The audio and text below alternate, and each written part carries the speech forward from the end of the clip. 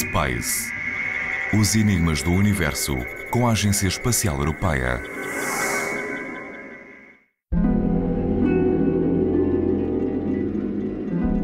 O espaço, a nossa última fronteira. O meio é mágico e ilimitado, mas é também um ambiente hostil, sujeito a todas as adversidades.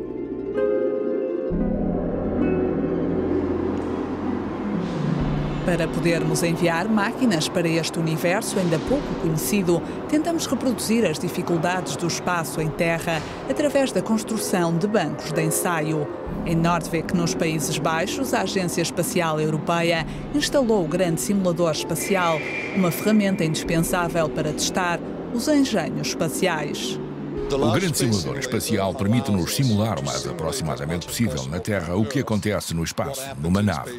Portanto, podemos dizer que agora estamos o mais próximo possível do espaço que podemos estar sem voar.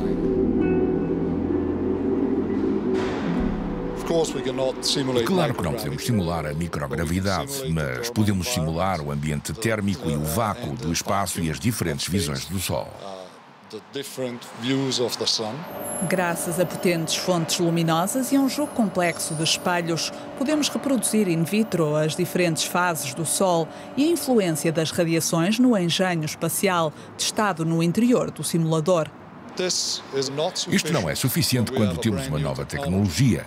Para assegurar que esta tecnologia funcionará de facto como anunciado, é preciso estar realmente em órbita. E é aí que entram os microsatélites que estamos a usar, a série Proba. Eles ajudam-nos a obter a validação final para uma tecnologia. O primeiro Proba foi concebido antes de tudo como um pequeno satélite de teste em órbita. Relativamente barato, o aspecto e as dimensões fazem lembrar uma máquina de lavar coberta por painéis solares. Há 10 anos, o Proba 1 partia a bordo de um lançador indiano, o PSVL, em direção à sua órbita polar, a 600 km de altitude. Tinha como objetivos registar as radiações existentes na sua órbita e testar uma nova geração de satélites. Estava previsto que a missão durasse 2 anos, mas ainda hoje continua. No caso do Proba 1, que deu o nome à série, foi a autonomia em órbita do satélite em si mesmo. Depois fizemos uma proposta, dizendo que queríamos tentar isto. Esta é a nave espacial em que vamos fazê-lo e perguntando quem é que quer usá-la para uma missão científica. Portanto, foi aproveitada a oportunidade.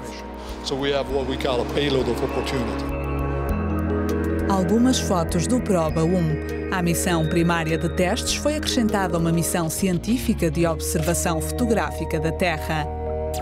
As fotos não têm a alta resolução das obtidas por grandes satélites que operam na óptica, mas nem por isso são menos úteis. Permitem um grande número de aplicações através da utilização de filtros em diversos comprimentos de onda.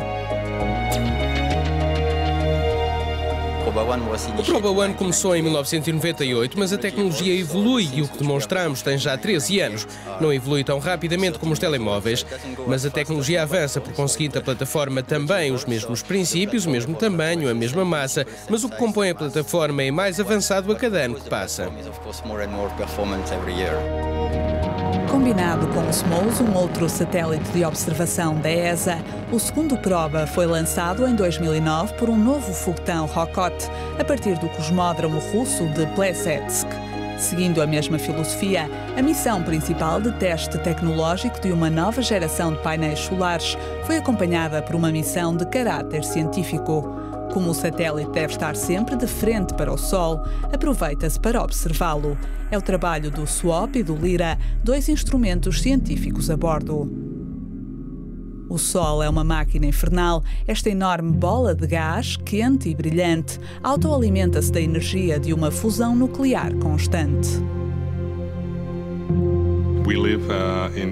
Vivemos na heliosfera do Sol, portanto estamos de certa forma dentro da atmosfera do Sol.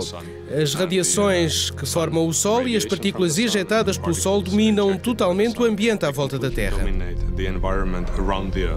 O Sol tem um ciclo de atividade com um mínimo e um máximo a cada 11 anos. Nos momentos mais ativos, a energia engendrada pode libertar-se brutalmente sob a forma de erupções solares violentas. Emitem uma grande quantidade de radiações eletromagnéticas, raios-X, radiações UV, UV extremas. Às vezes, material real de superfície do Sol é ejetado para o espaço. Se este tipo de tempestade atingir a Terra, podemos ter aquilo a que chamamos uma tempestade geomagnética. Portanto, temos algumas partículas a penetrar no campo magnético e um dos resultados disso são as bonitas auroras que podem ser vistas no norte da Europa.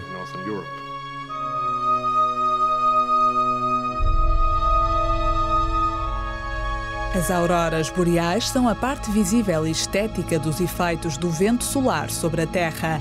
Infelizmente, há mais do que isso. As grandes tempestades solares ficaram na memória como a de 1859, também conhecida como a fulguração de Carrington.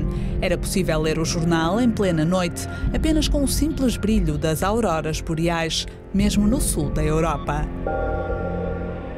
Se um tal acontecimento se reproduzisse nos nossos dias, os satélites seriam os primeiros a ser afetados pelas radiações solares maciças. Depois seriam todas as infraestruturas elétricas, com ruptura das linhas de alta tensão.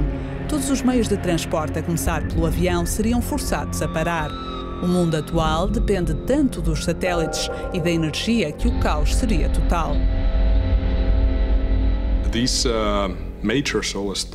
Estas grandes tempestades solares ou supertempestades, como são às vezes chamadas, são acontecimentos isolados, não estão diretamente relacionadas com o ciclo solar e é por isso que, basicamente, neste momento não temos nenhuma razão para esperar que um acontecimento semelhante aconteça em 2013, quando está previsto o novo máximo solar.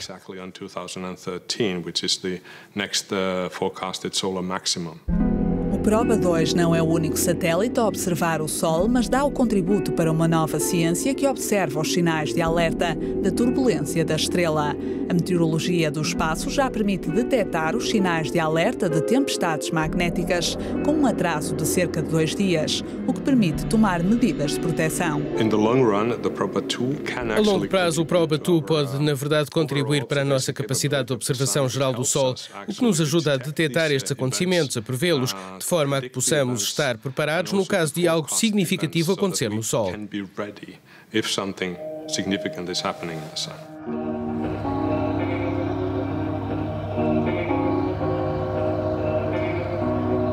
Grandes antenas satélites contrastam com a atmosférica bucólica das Ardenas belgas. É esta estação de monitoramento que a ESA opera em Redou. Ela realiza missões de telecomunicações e acolhe centros de controlo de missões espaciais, como os dos dois Proba.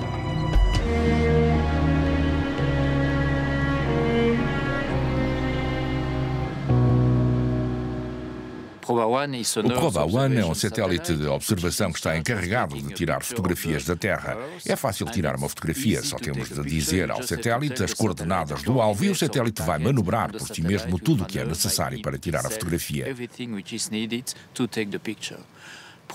O Proba 2 olha em permanência para o Sol com 2 cargas úteis a olharem para o Sol.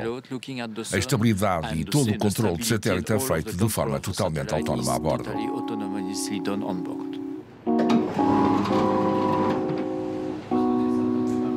É deste centro de controlo que saem as instruções para as manobras dos satélites que visam realizar as tarefas pretendidas pelas equipas científicas. É também aqui que chegam os milhões de dados recolhidos pelos instrumentos a bordo.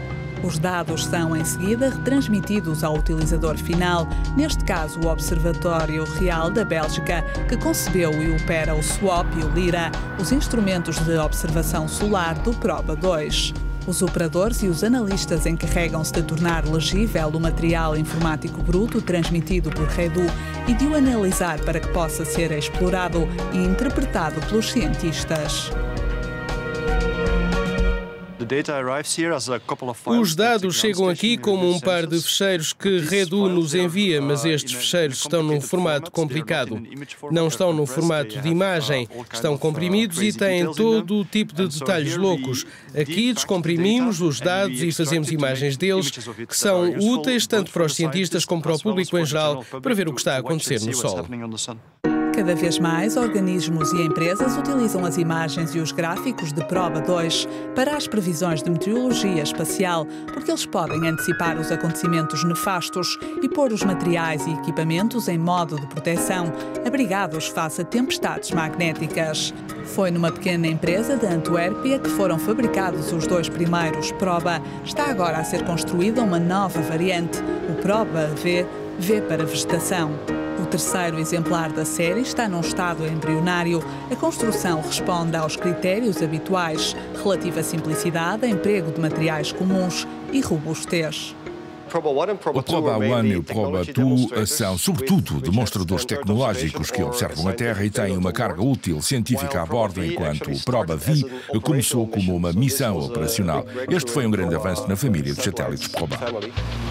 E não é tudo. No ESTEC, o Centro de Investigação Espacial e de Tecnologia da ESA, já está em curso a fase de investigação e desenvolvimento do Proba 3, uma missão que vai pôr em funcionamento vários satélites similares.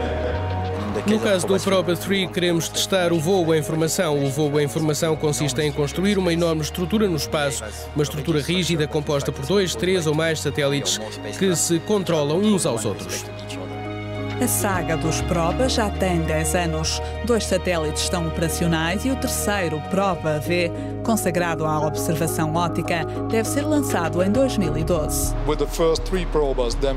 Com os 3 primeiros, o Proba demonstrou que este é de facto o caminho a seguir e que isto alcança o que nós queremos.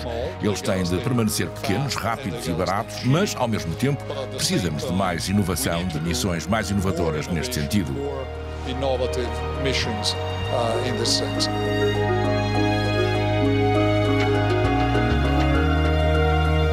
Há quem chama aos Proba as máquinas de lavar do espaço. A very useful washing machine, yes.